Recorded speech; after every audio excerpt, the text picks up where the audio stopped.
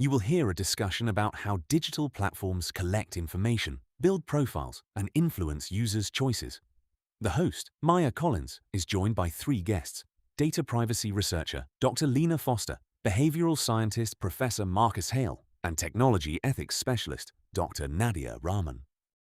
First, you have some time to look at questions 1 to 4.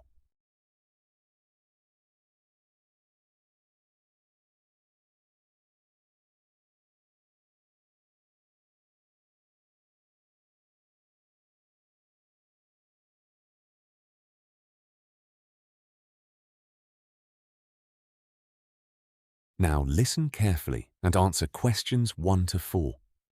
Welcome to the wider picture. Most of us know that apps collect information about us, but what is less obvious is how much they can learn from information we never deliberately provide. Dr. Foster, when people hear the phrase personal data, they usually think of names, passwords, or phone numbers. Is that still a useful way of thinking about it? It is far too narrow now. Of course, companies may collect information that users enter directly, such as age, email address, or location.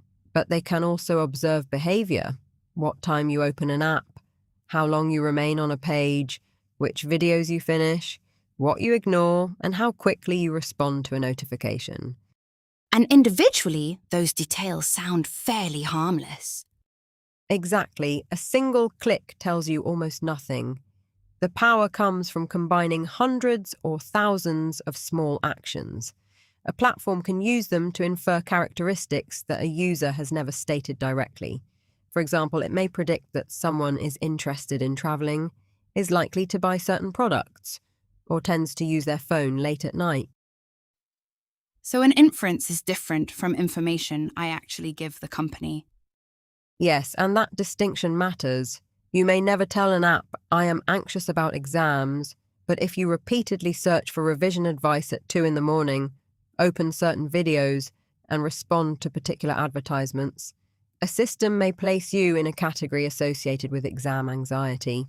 Host 4. How reliable are those categories? How reliable are those categories?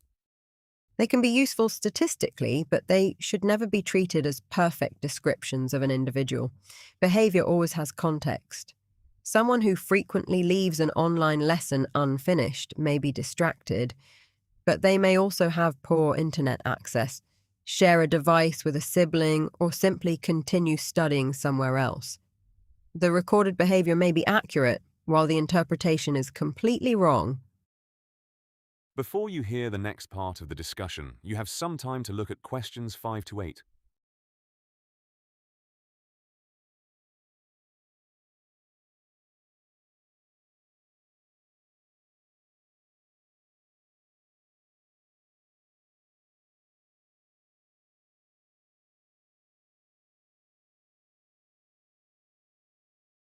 Now listen and answer questions 5 to 8.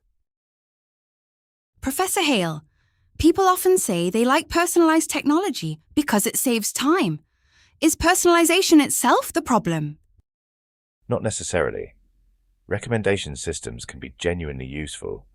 If a music service remembers what you enjoy, or a study app notices that you need more practice with a particular topic, personalization can improve the experience. The difficulty begins when a system moves from responding to our preferences to actively shaping them. Can you give us an example?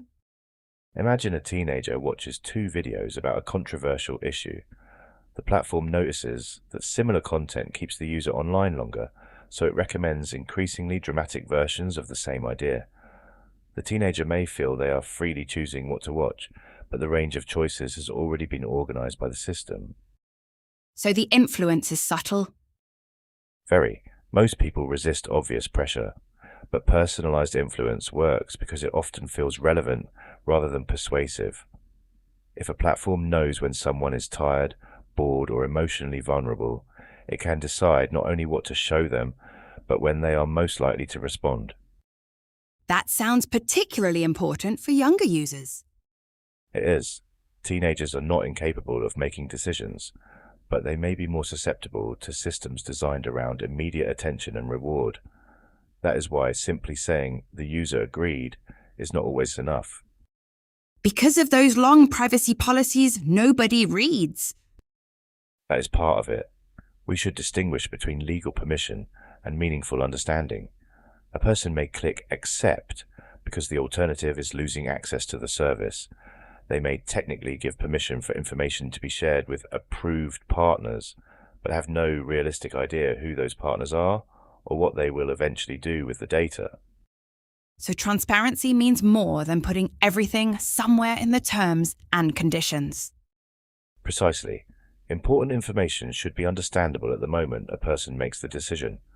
If a study app says, "We use your data to improve your learning experience," most users will not reasonably interpret that as, "Your behavior may later contribute to a commercial profile used by another organization." Before you hear the final part of the discussion, you have some time to look at questions 9 to 12.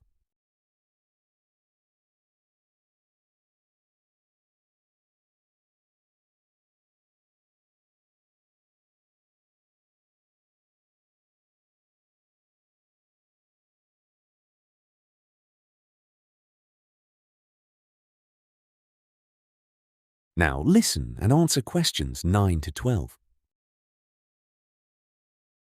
Dr. Rahman, this becomes much more serious when digital profiles move beyond advertising. What concerns you most? The consequences.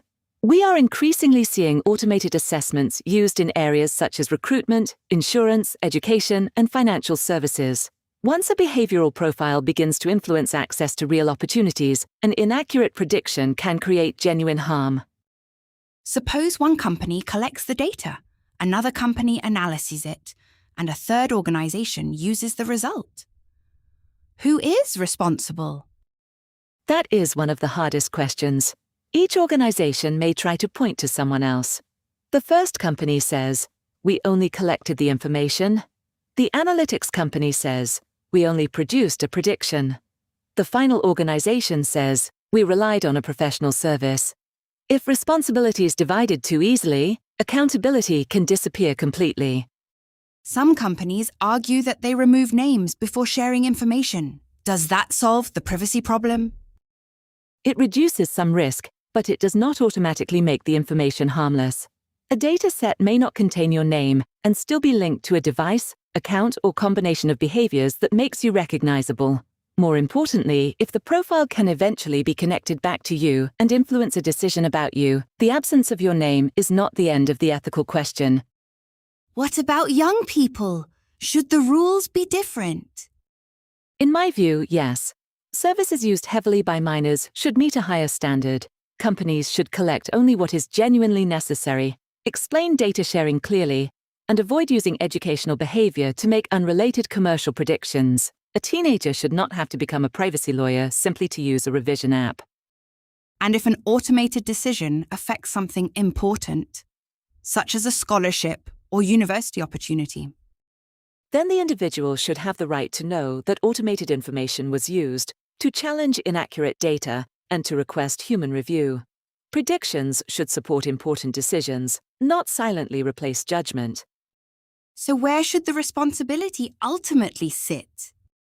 With every organization involved, the company collecting data must protect it and explain its use. The company building the profile must be honest about the limits of its predictions. And the organization making the final decision must ask whether that information is actually appropriate for the purpose. One final thought from each of you. What should users remember? That companies can learn things you never explicitly tell them. That personalization can influence choices while still feeling completely natural. And that convenience should not require people to surrender control over decisions that may shape their future.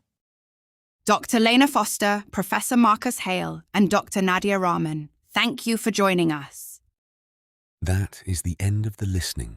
You now have some time to check your answers.